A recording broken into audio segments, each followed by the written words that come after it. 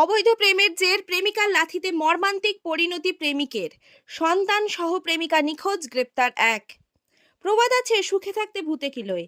পরকীয়া করতে গিয়ে প্রেমিকার লাথির আঘাতে বেঘরে প্রাণ গেল এক খেটে খাওয়া বিবাহিত প্রেমিকের। জানা গেছে নদিয়ার ধানতলা থানার আড়ংঘাটা রেল স্টেশনের কাছে বহিরগাছির দিকে লাহিনের পাশে ঘর করে বউ ও ছেলে মেয়েকে নিয়ে থাকতেন প্রায় 50 বছর বয়সী সাগর মণ্ডল। লেবারের কাজ, কখনো ভ্যান রিক্সা চালিয়ে কোনো মতে সংসার চলত। কিছুদিন আগে সাগর মণ্ডলের বাড়ির কাছেই স্বামীকে ছেড়ে ছেলে মেয়েকে নিয়ে ঘর করে থাকতে শুরু করেন শম্পা বিশ্বাস নামে এক মহিলা। অভাবের সংসার দেখে মানবিকতায় গলেছিল সাগরের মন।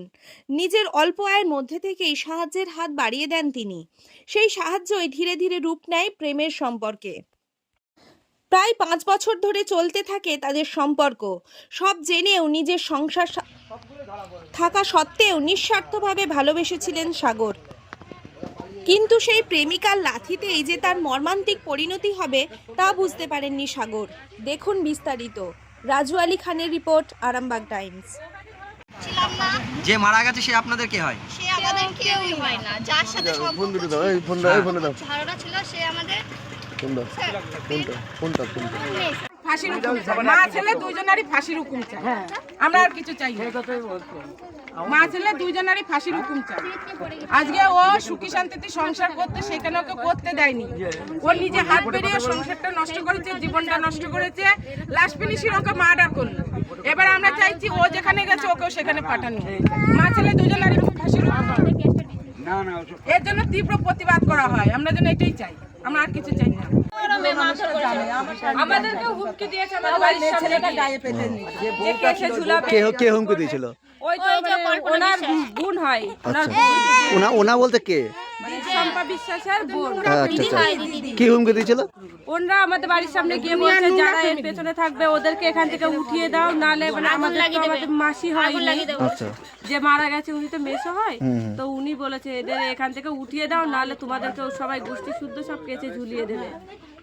আপনারা জানতে পেরেছিলেন আগের থেকে? আপনি জানতেন? জানিনি, মানে এই 2 বছর হলো সবকিছু জানা জানি যে যখন উনি আর মানে থাকছে না, উনি রিলেশন থেকে সরে যেতে চাইছে, তখন থেকেই সব জানা যায়। মানে রিলেশন যখন সরে যেতে চাই তখন থেকে রাগ শুরু হয় নাকি? হ্যাঁ, তখন থেকেই লোক জানা জানি এই পাড়া। মানে এতদিনকার যে সব জিনিসপত্রগুলো দিত সেটা পাবে না বলে সেজন্য হয়তো রাগারাগি। জানি না, কিছু নিজেদের মধ্যে হয়তো কোনো কিছু হয়েছে যার জন্য সে সরে যেতে চাইছে।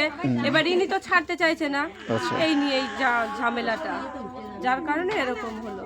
কিন্তু আমরা চাই বিচার হোক, যারা মার্ডারটা যারা করেছে তাদের বিচার হোক। দোষে দুতরফারি হয়েছে।